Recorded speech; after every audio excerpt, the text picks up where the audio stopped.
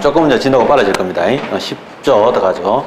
들어갈까요? 정보 공개 청구 방법 들어가는데요. 정보 공개를 청구하는 자는 당의 정보를 보유하거나 관리하고 있는 공공기관에 대하여 어디 하느냐도 중요한데 공공기관에 대하여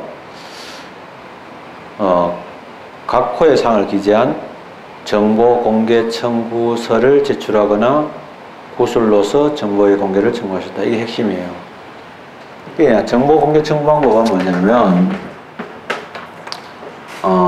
청구 방법은 뭐냐면 원칙적으로 불요시행이에요. 이게 강조돼요. 왜 그런지 강조되냐면 정보공개법 처음 만들었을 때는요 구술로서가 없었어요. 그래서 이제 옛날에는 정보공개 청구서로만 되게 되어 있었거든요. 그래서 근데 불요시행이다. 사실은 이런 정보 공개 청구서 서면하고요 또는요 구술 다 가능합니다. 그래서 구술로서 할 수 있다. 그래서 서면 또는 구술로 가능하기 때문에 불요시행입니다. 요식이 아닙니다. 그러나 실질적으로 좀 이따 보면 알겠지만은 이제 그 요식에 가까워지죠. 그래서 이제 청구인 이름, 주민등록번호, 주소, 연락처인데요. 원래 처음에는요 어떻게 나왔냐면 직업이 들어가도록 했어요. 근데 그건 이제 빼기로 했고요. 지금은 아닙니다. 2항. 근데 구술로서 정보 공개를 청구하는 때는 담당 공무원, 담당 임직원의 면제서 기술해야 되고 담당 공무원 등은 정보 공개 청구 조서를 작성하고 기명 날리는다. 되게 중요해요.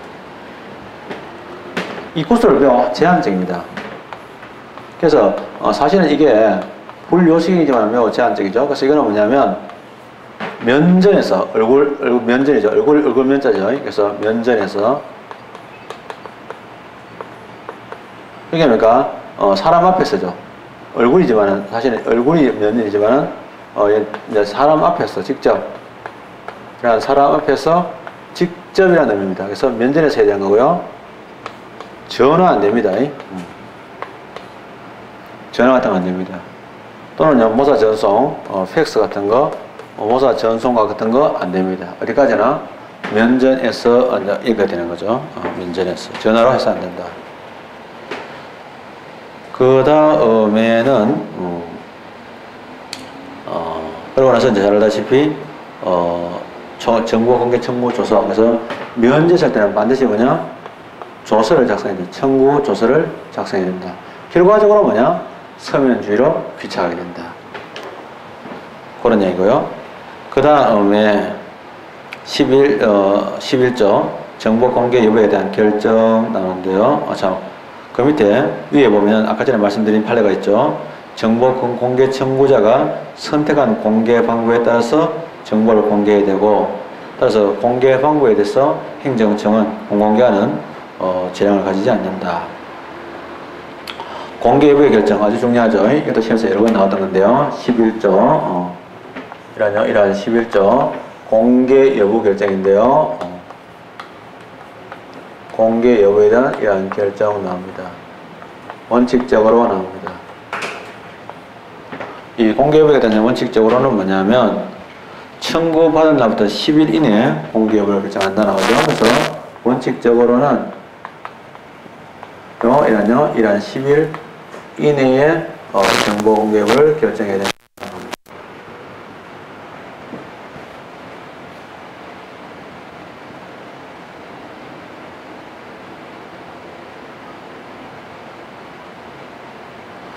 공공기관은 부득이한 사유로 규정된 기간 이내에 공개 여부를 결정할 수 없는 때에는 그건 예외입니다. 공공기관의 만료일 다음 날부터 기산하여 만료일부터 하면 돼. 만료일부터가 아닙니다. 만료일 다음 날부터 기산하여 10일 이내의 범위에서 공개 여부의 결정 기간을 연장할 수 있다. 그죠? 그 다음에 연장된 사실과 연장 사유를 지체 없이 문서로 통지해야 된다. 그래서 한 번 더 예외가 있죠. 예외적으로 연장 가능한데 이런 10일 이내에 연장이 가능하다. 그래서 20일이죠. 10일에 연장할 수 있고, 또 하나의 예외가 나옵니다. 공공기관은 또 전부, 이거는 좀 이따,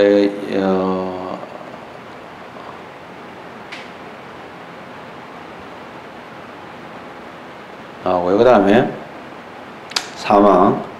이 문장은 너무 시험에서 많이 나왔습니다. 많이 나왔는데, 문장이 그대로 시험에 나왔는데도 불구하고 틀린 학생들이 있을 정도예요. 공공기관은 공개 청구된 공개 대상 정보의 전부 또는 일부가 제3자와 관련이 있다고 인정되는 때에는 그 사실을 지체 없이 제3자에게 지체 없이 통지하여야 하며 필요한 경우에 그 의견을 청취할 수 있답니다.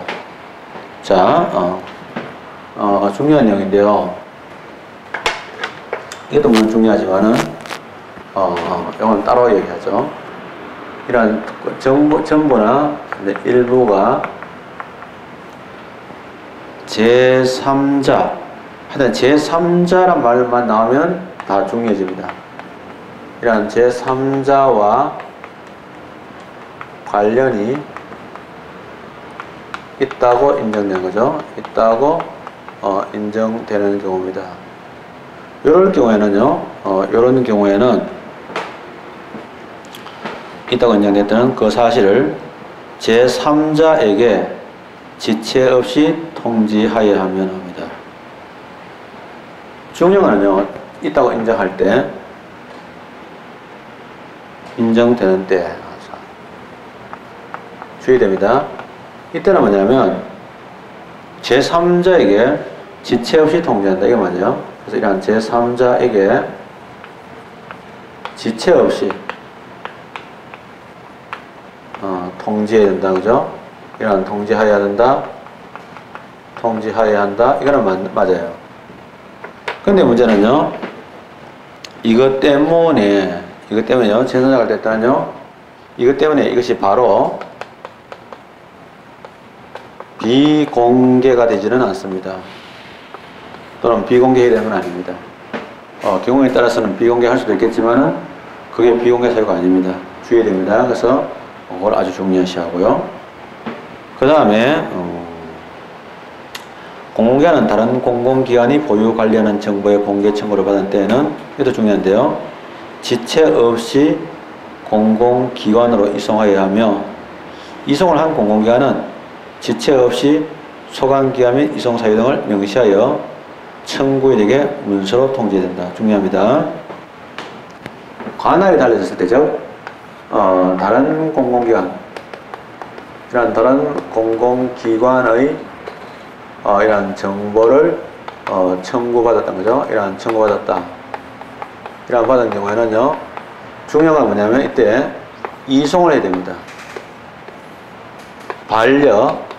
되돌려 보내거나 각하해서 안 되는 거죠. 그래서 각하하는 게 아닙니다. 관할이 다르다 해가지고 각하할 게 아니라 이송을 해줘야 된다는 거죠. 그 다음에 5항인데, 정보 공개를 청구한 날부터 20일, 아까 전에 10일 이내야 되고 또 연장하면 10일인데, 그러면 기껏해야 20일 안에 초보가 나야 되는데, 문제는 20일 이내에 공개 여부를 결정하지 아니하는 때는 공개 여부의 결정이 없다는 것은 뭐냐? 부작위입니다. 근데 부작위의 경우는 부작위 위반의 소송을 지게 되는데, 비공개 결정이 있는 것으로 본다. 그래서 예외인데요. 20일, 20일인데, 20일 이내에 이런 20일이 지나도 공개하자는 거죠. 이런 공개의 결정이 없는 거죠. 이거 자체는 사실은 부작위예요. 근데 문제는 없는 때에는 정부가 법으로 뭐냐면 간주를 해버려요. 그래서 비공개 결정이 있는 것으로 본다. 이런 비공개 결정이 있는 것으로 본다를 간주해요. 그래서 이거는요, 사실은 뭐냐? 원래는 부작위인데 간주 거부가 됩니다. 간주 거부가 되면 어떤 차이가 나냐면, 단순한 부작위는 부작위 위법 확인 소송을 제기할 수 있는데, 간주 거부의 경우는 이거는 거부 처분이에요. 아직 안 배웠지만은 행정소송에서는 거부 처분은 취소 소송의 대상이지 후작이 위법 확인성 해당이 되지 않습니다. 충분히 물을 수 있습니다. 왜냐하면 정보 공개부의 내용하고 소송부의 내용을 조합해서 출제할 수 있는 좋은 문제이기 때문에 종합적인 판단을 요하는 문제이기 때문에 중요한 문제 들어갑니다. 넘어갑니다. 정보공개 심의, 이 성격이 중요한데요. 1항 국가기관, 지방자치단체 및 정부투자기관은 공개 여부에 심의하기 위해서 정보공개심의회를 설치, 운영한다. 되게 중요하거든요. 이 이제 정보공개심의회가 나오고요. 위원장은 1인을 포함하여 5인 내지 7인 위원을 한다. 여기까지가 좀 중요한 것 같고 그 뒤는 뭐 그렇게 많이 중요하지는 않은 것 같습니다. 요 내용 좀 더 말씀드릴게요.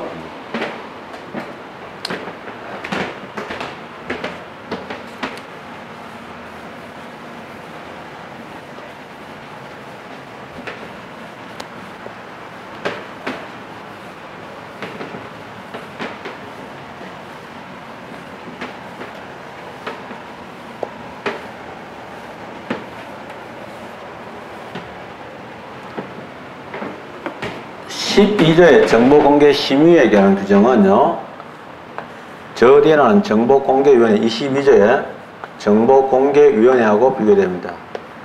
항상 이걸 염두에 두고 공부해야 되는데요. 정보공개심의회가 있습니다. 정보공개위원회가 있습니다. 사실 심의회도 심의위원회입니다. 엄밀히 따지면. 그런데 이제 이름을 이렇게 각각 달리 붙여놨어요.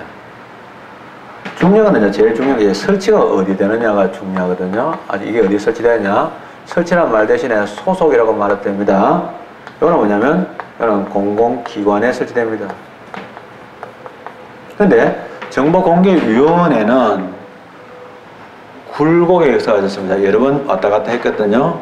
그래서 옛날에는 정보공개위원회는 대통령에 소속된 적도 있었습니다. 그러나 지금은 이제 안정이 되어가지고 행안부 장관입니다. 그래서 행정안전부 이란 장관에 소속됐다. 이거 주의하고. 그 다음에 하는 일입니다. 일이죠. 이란 직무죠. 이란 직무 또는 이란 권한의 범위인데, 직무는요, 이 법에 보면은 말 자체가 좀 애매했죠. 정보 공개 여부 등을 심의하기 위하여 합니다. 그래서 법에는요, 이 법에는 뭐냐면 정보 공개 여부 등을 심의하는 기관으로 되어 있습니다. 근데 이제 문제는 마치 이렇게 이야기하니까 정보공개심의위회가 정보공개에 대한 결정권을 가지는 것처럼 문장이 보여요. 그래서 결국은 판례가 나왔어요. 싸움이 나와가지고 판례에서는 뭐냐면 공개 여부, 이러한 공개를 하고 안 하고에 관한 결정은 누가 하느냐? 이거는요, 공공기관의 장이 결정하고요. 문제는요, 공개 여부에 대한 결정이 아니고 공개 여부의 결정에 대해서 공공에 대해 공공기관의 장의 이러면 이제 자문에 응하여, 이러한 자문에 응하여 그 내용을 심의해 보는 거죠. 자, 장이 있다가 이걸 과연 공개하는 게 좋을까? 공개하지 않는 게 좋을까? 잘 모르겠는데 여러분들 의견은 어때요? 라고 물어봤을 때 얘들이 그래요 라고 대답을 하는 거죠. 그래서 심의하는 요건 안에 있는 거죠. 요거는 뭐냐면 요거는 심의회가 가지는 거죠. 심의회는 한번 되면은 공개 여부에 대한 결정권이 없습니다. 그거는 공공기관 장이 가지는 거죠. 주의해야 되는 것들이죠. 그런 것들이고, 행안부 장관은 그게 아니고 큰 틀에서 이러한 정보 공개죠. 그래서 이 공개 제도나 또는 이러한 정책, 또 이거에 대한 이러한 평가, 또 이러한 평가에 대한 이러한 기준, 이런 것들을 마련하는 게 정보공개위원회 할 일이죠. 정보공개위원회는 큰 차원에서 움직이는 거죠. 그래서 판례를 잠깐 보면은 공개 청구된 정보의 공개 여부를 결정하는 법적인 권한의 의무와 권한을 가진 주체는 공공기관의 장이고 정보 공개 심의에는 공공기관의 장이 정보의 공개 여부를 결정하기 곤란하다고 보아 의견을 요청한 사항의 자문에 의하여 심의하는 기관이다. 넘어갑니다.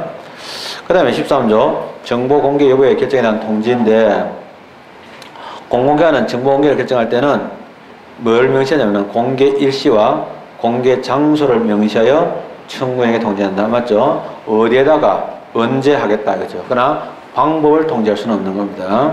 그 다음에 2항의 경우는 공공기관은 공개 정보의 양이 과하다 하여 만약에 복사를 하다가 보면 공무원이 복사집도 아니고 하루 종일 복사기에 붙었냐면 만약에 10,000페이지 또는 10만 페이지 이렇게 될 거거든요. 그러면 현저한 지장을 초래할 우려가 있는 경우에는 되게 중요한데요. 이 조항이 바뀌었어요. 개정되었기 때문에 처음에는 한 번 더 공개 대상 정보 양이 과다하여 정상적인 업무 수행에 현저한 지장을 초래할 우려가 있는 경우에는 과거에는 비공개사였어요. 공개를 거절할 수 있었어요. 근데 지금은 비공개가 아니고 사원 복제물을 일정한 기간별로 나눠서 교부하거나 열람과 병행하여 교부할 수 있다. 공무원들이 제일 귀찮아하는 겁니다. 3항 그 다음에 정보를 공개함에 있어서 당의 정보의 원본이 오손, 더러워지거나 파손될 우려가 있거나 그 밖에 상당한 이유가 인정될 때에는 정보의 사본이나 복제물을 공개할 수 있다. 중요한 것은 원본이 아닌 사본과 복제물을 공개할 수 있는데 그 이유는 오손이나 파손의 우려가 있기 때문에 그렇다는 거죠. 사항도 중요합니다. 비공개 결정을 할 때는 결국은 국민의 권리가 침해된 셈이죠. 그 사실을 청구인에게 지체 없이 문서로 통지해야 되는데 이 경우 비공개 이유, 불복 방법 및 불복 절차를 구체적으로 명시된다. 이때 불복 절차를 구체적으로 명시해 주는 것은 사실은 고지적인 성질이 있습니다. 그렇다. 넘어갑니다. 그 다음에 8에 나오고요. 15조 602페이지에 정보의 전자적 공개가 나오는데요. 공공기관은 전자적 형태로 보유 관련한 정보에 관해서 청구인이 전자적 형태로 공개해 줄 것을 요청하는 경우에는 그래서 만약에 이제 전자적 형태로 보유 관련한 정보가 있습니다. 예를 들면 여러분들 그 공무원 시험 치고 났을 때 기출 문제 같은 거 있잖아요. 그런 것들이 다 뭐냐면 파일로 한글 14조 부분 10부분 공개가 빠졌네요. 죄송합니다. 잘 말씀해 줬어요. 죄송합니다. 이 부분 공개가 상당히 중요합니다. 시험에서 많이 나옵니다. 많이 나올 때 이제 내용이 두 가지가 있습니다. 하나가 뭐냐, 조문 수준에서 나오는 시험 문제가 있고요. 부분 공개가 가능하다. 이거는 이제 선생님들이 지적한 선생님도 있어요. 왜냐하면 출제자들이 선생님이 바뀌어 들어오기 때문에 이 선생님들은 시험 문제가 얼마나 지금 어렵게 나왔던지를 잘 몰라요. 자기가 그 수준을 지금 가늠을 전체로 못하는 경우가 있습니다. 물론 공무원이 자료를 줍니다. 들어오시면 이때까지 출제된 자료도 주고 다 하는데 안 봅니다. 들어와서 같이 이제 출제위원들하고 농담이나 하고 일군이나 익히고 이렇게 하는 거 좋아하고요. 그냥 문제 대충 훑어보거든요. 그 열심히 공부하는 분위기가 아니에요. 보통은 이제 수능 같은 거 칠 때도 그렇고요. 또 이렇게 할 때도 묶어놓거든요. 그럼 그 안에서 이제 오락이나 하고 이렇게 지냅니다. 왜냐면 같이 사니까. 같이 사니까 좀 이해가 되죠? 외우고 연락도 안 되고 이러니까. 공개 청구한 정보와 구조 1항 각호의 1에 해당하는 부분과 공개 가능한 부분이 혼합되어 있는 경우로서 공개 청구의 취지에 어긋나지 않은 범위 안에서 두 부분을 분리할 수 있는 때에는 중요한데, 이때 분리가 있잖아요. 물리적인 분리에 한정되지 않는다가 중요합니다. 그죠? 그게 뭐냐면 1페이지부터 50페이지까지는 공개 가능하고 50페이지, 70페이지가 공개 가능하지 않다? 이런 데 있을 때는요, 그것만 뿐만 아니라 그 안에서라도 특정한 사람의 주민등록번호를 지우거나 이름을 지운 상태에서 내용만 공개할 수도 있는 것도 포함이 됩니다. 이거 판례가 되게 중요합니다. 그래서 분리하실 때는 그 부분을 제외하고 공개된다. 이게 되게 중요합니다. 그래서 부분 공개인데요. 밑에 판례 봅니다. 1번 법원이 정보 공개 거부 처분의 위헌 여부를 심리한 결과 공개를 거부한 정보의 비공개 대상 정보에 해당하는 부분과 공개 가능한 부분이 혼합되어 있고 공개 청구의 취지에 어긋나지 않은 범위 안에서 두 부분을 분리할 수 있음을 인정할 수 있을 때는 청구 취지에 변경이 없더라도, 이것도 중요한 말이죠. 다시 말하자면 그 부분에 한해서 청구합니다 라고 안 하더라도 공개가 가능한 정보에 관한 부분만을 일부 취소를 명할 수 있다고 할 것이고, 이것도 중요하고요.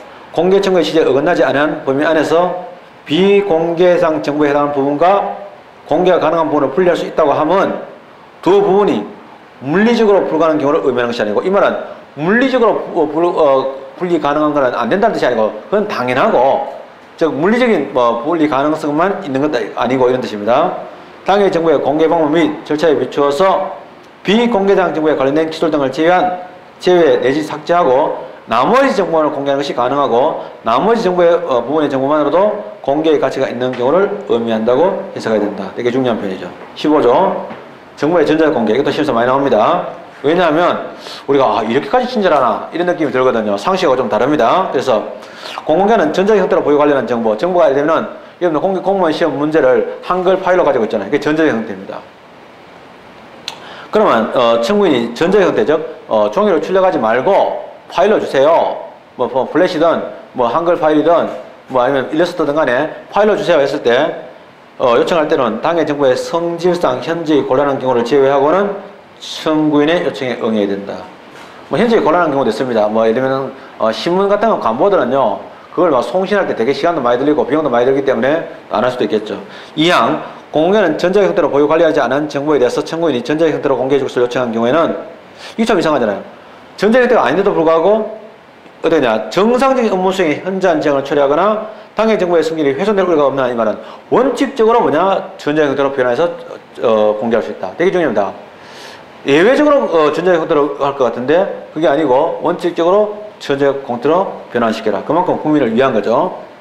16조 적시 처리가 가능한 정보. 원래는 정보 공개할 때는요 10일 동안 생각해 봐야 되는 거죠. 근데 적시 처리 또는 구조 처리가 가능한 정보에 대해서는 바로 공개하는데 어떤 내용이냐, 공개를 목적으로 작성된 정보, 일반 국민에게 알리기 위해 작성된 정보, 공개하기로 결정된 정보로서 공개에 어려운 결정이 걸리지 않은 정보는 그렇다는 거죠. 비용 부담 이미 얘기했죠, 그죠?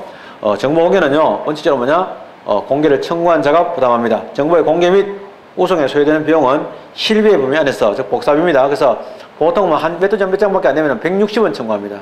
우표값하고 봉투하고 다 해가지고 160원 청구하는데 공무원들이 그래요. 이 160원 청구하는데 공무원들이 이렇게 일을 해야 되느냐, 또 이게 굉장히 낭비 아니냐, 공무원 월급 줘가지고 그런 얘기도 있습니다. 그래서 그건 어쨌든 간에 부담을 한다.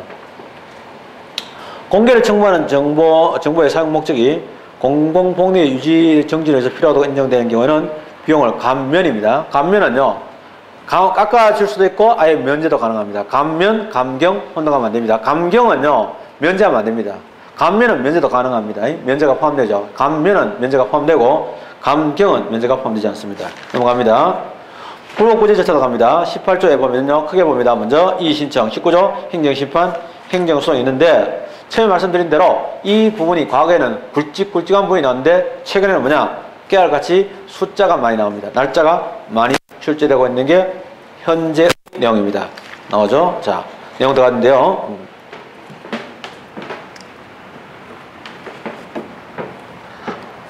이의신청 들어가죠?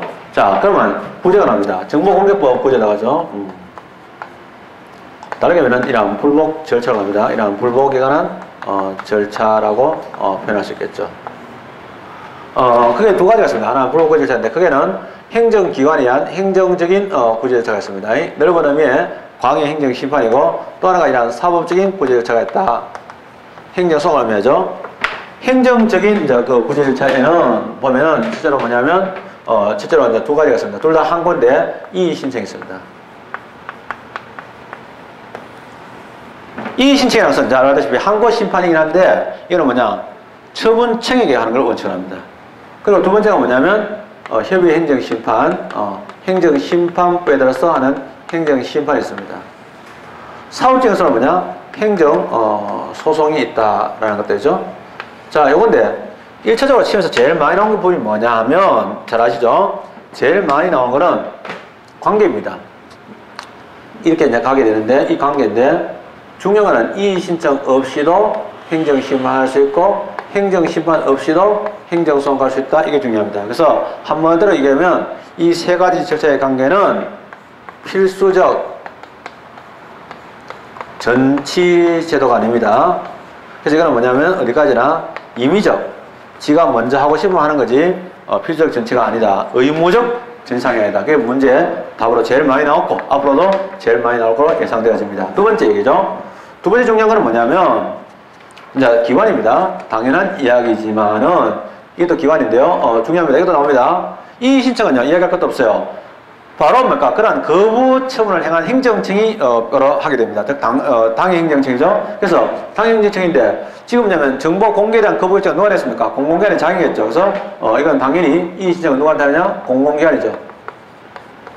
또는 이러한 공공기관의 이러한 장에게 이 신청을 하고 행정심판은 어디서 가능하냐? 행정심판위원회가 있습니다. 그래서 행정심판위원회에서 가능한다.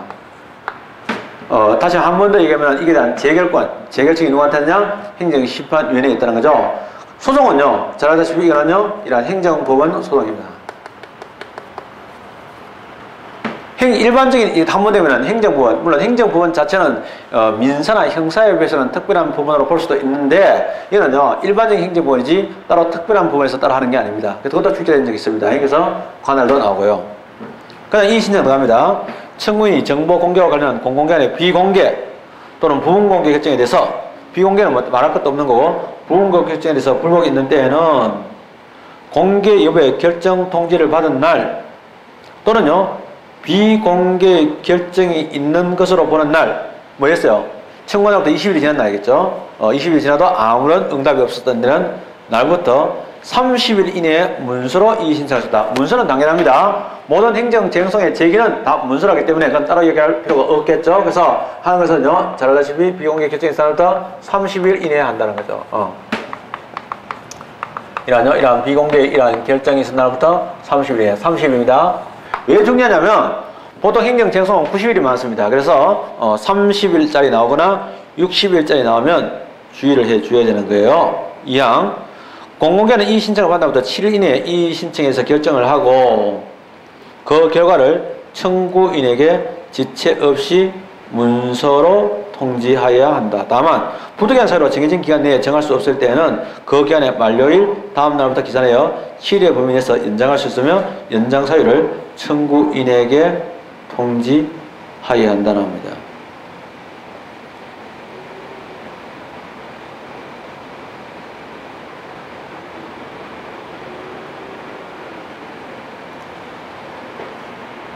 그래서 먼저 할 때 이 신청에 대한 결정인데요. 이 신청에 대한 결정할 때 결정은 뭐냐면 이러한 7일 이내를 하고요. 부득이한 사유 안 될 때는 플러스 다시 또 7일이 가능하다. 결정을 했습니다. 결정은 그렇게 됩니다. 그 다음에 행정심판 들어갑니다. 청구인이 정보 공개와 관련된 공공기관의 결정에서 불복이 있는 때에는 행정심판부에 정하는 바에 따라 행정심판을 청구할 수 있다. 이 경우 국가기관 및 지방자치단체의 공공기관의 결정에 대한 감독행정기관, 왜냐하면 감독행정기관에게 설치되게 되는데 이거는 중앙행정기관의 장 또는 지방자치단체의 장을 한다. 즉 감독행정기관의 위원회가 설치되거든요. 그래서 이제 감독행정기관에 따라서 달라지거든요. 만약 감독행정기관이 장관이면요, 그거는 중앙행정심판위원회가 가능하게 되고, 감독행정기관이 만약에 서초구청장이면 서초구청장인 경우, 만약 감독행정기관이 서울시장인 경우죠. 서울시장이면 밑에 있는 사람이 서초구청장인데, 서초구청장인 경우는 서울시장에게 소속의 행정심판위원회가 가능합니다. 이항 이 신청자를 거치지 않냐고 행정심판 청구할 수 있다. 명확하게 규정하고 있습니다. 그래서 이런 규정이 없어도 원칙적으로는요, 당연히 임의적 절차가 되겠죠.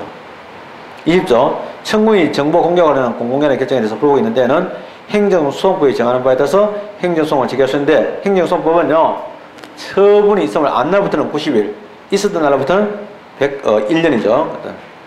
사망 재판장은 필요하고 인정할 때는 당사자를 참여시키지 아니하고 제출된 정보 공개 청구 정보를 비공개로 일람 실시할 수 있다. 되게 중요한 문장입니다. 시험에서 많이 나왔습니다.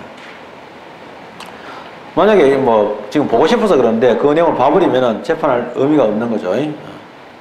그 다음에 사망 재판장은 국가안전보호장, 국방 또는 외교에 관한 정보의 비공개 또는 부분공개 결정 처분인 경우에 공공기관이 그 정보에 관한 비밀 정지 절차, 비밀의 등급 종류, 성질과 이를 비밀로 취급하게 된 실질적인 이유 및 공개를 하지 않은 사유 등을 입증할 때는 당의 정보를 제출하지 않게 할 수도 있다는 거죠. 이거 나오죠. 그 다음에 21조 들어갑니다. 제3자의 비공개 요청 되게 중요합니다. 제3자 나오면 다 신경 써야 되죠. 공개된 청구된 사실을 통지받은 제3자는 통지받은 날부터 3일 이내에 당의 공공기관에 대하여 정보를 공개하지 않은 것을 요청했다. 3일 숫자 시험에서 나왔죠. 아까도 말씀드렸지만은 제3자에 대해서는 정부가 거기에 대해서 이제 제3자 이걸 해칠 우려가 있을 때는 거기에 대해서 이제 상대방의 얘기를 들어가지고 판단을 낼 수가 있는 거죠. 무조건 비공개 결정을 한 건 아니고 판단할 수 있는데 중요한 말은 이겁니다. 제3자의 비공개 요청인데 통지받은 제3자입니다. 이러한 제3자의 비공개 요청이죠. 이러한 제3자가 이러한 비공개를 요청할 수 있는 것들입니다. 제3자 이러한 비공개 요청이 있는데 이러한 제3자 이러한 비공개 요청은 나오죠? 나오는데 공개 청구된 사실을 통지받은입니다. 중요한 게요. 다시 얘기합니다. 제3자 관점에서 얘기하면요.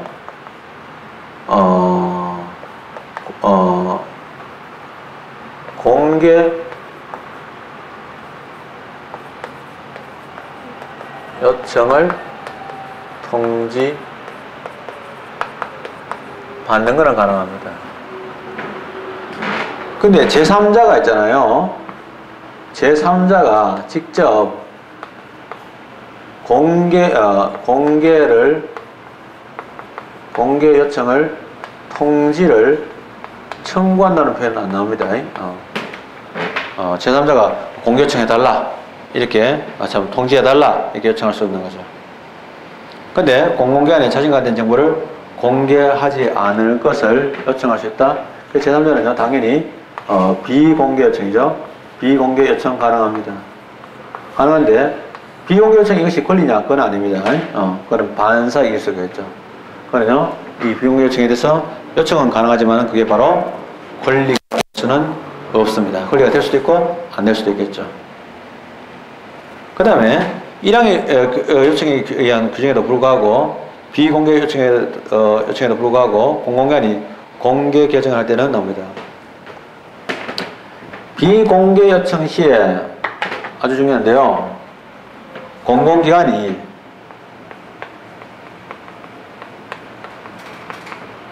공개 결정을 할 수 있느냐? 공개 결정을 할 수 있느냐? 공개 결정이 가능하냐? 가능합니다. 공개할 수도 있고 안 할 수 있는데 그러면 물론 제3자는 이게 다 불복하겠죠. 그래서 이건 사실은 제3자가 제3자는 싫어하는 행위고 당사자는 좋아하는 행위니까 제3자의 행정해야 되는데 그럴 때는요 이때는 제3자는 공공기관에 문서로 이의 신청하거나 행정소송을 제기할 때 되는데 이 경우 이의 신청은 통지받은 날부터 7일 이내입니다. 그래서 한 번 내면 제3자는 공개 결정이 가능하고 공개 결정 요청 시에 제3자가 이게 돼서 이의를 신청합니다. 이런 제3자 이의 신청은 앞서 아까 전에 일반적 이의 신청은 30일이었죠. 이거는 7일입니다. 그래서 시에서 많이 나온 거예요. 헷갈릴 수 있습니다. 뭐 어디서 7일 같고 30일 같은데 이렇게 대충 공부하면 안 되고 이렇게 딱 구분해서 공부해야 됩니다. 아주 중요하고요. 그 다음에 22조 정보공개위원회 설치 행안부 장관 소속이다. 이게 중요하고요. 내용은 제도의 정책, 제도의 개선, 기준 수립 이런 내용되죠. 평가, 결과, 처리. 23조 위원회 구성 나오는데 위원장과 부위원장 각 1인을 포함한 9인, 총 9인의 위원으로 구성한다. 아까 전에는 5 내지 7인이었어요. 그러니까 혼동하면 안 됩니다. 그 다음에 24조 제도 총괄은 행정안전부 장관이다. 넘어갑니다. 25조의 자료칠 요건데 각 국가기관 중에서 국회 사무총장, 법원행정처장, 헌법재판사무처장, 중앙선거관리원 사무총장, 대빵 아니죠. 초대빵 아니고 행정부의 대빵이 행정을 담당하는 관할입니다. 그래서 국회의장 아닙니다. 대법원장 아니고 그 밑에 장관급들인데요. 장관급들인데 이것들은 뭐냐면 행안부 장관이 필요하다고 정할 때는 협력을 요청할 수 있고 국회에다가 보고해야 되는데 행안부 장관은 전년도에 정보 운영하는 보고서를 매년 정기국회 개회 전까지 국회에 제출합니다. 당연도 아닙니다. 전년도입니다. 이게 뭐 예를 들면 올해 이제 국회가 만약에 9월달 또는 10월달 열리면 9월달 열리게 되면 그럼 뭐냐면 작년도 거를 하게 됩니다. 그 다음에 위임규정가 나오죠. 이런 위임규정이 있는데 이후에 시행에서 필요한 사항, 시행에 필요한 사항을 규정해보라 뭐냐? 집행명령인데 국회규칙, 대법원규칙, 헌법조례규칙 등으로 정한다. 이러면 이 조항은 있어도 좋고 없어도 좋은 조항이죠. 왜냐하면 집행명령은 엄밀한 의미에서는 상위법의 근거 없이도 가능하기 때문에 그렇습니다. 자, 이로써 정보공개법은 모두 끝났습니다. 수고 많았습니다.